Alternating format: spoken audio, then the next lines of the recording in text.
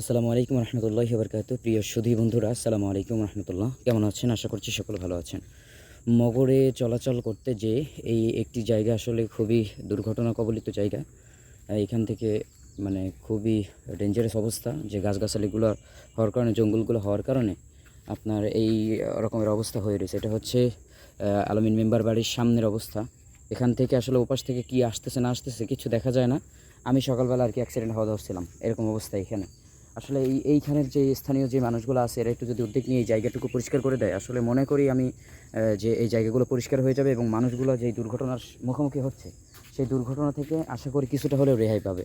তো এখানে যারা রয়েছেন এলাকার বা স্থানীয় যারা রয়েছেন, তাদের দৃষ্টি আকর্ষণ করছি, এই জায়গাটা অন্ততপক্ষে একটু যদি সম্ভব হয় এই গাছগুলো একটু কেটে পরিষ্কার করে দিবেন, যাতে করে মানুষদের একটু ভোগান্তি কম হয়। কেননা ওপাশ থেকে কী আসতেছে না আসতেছে কিচ্ছু দেখা যায় না। তো প্রিয় বন্ধুরা, ভালো থাকবেন, সকলে সুস্থ থাকবেন। আসসালামু আলাইকুম রহমতুল্লাহ।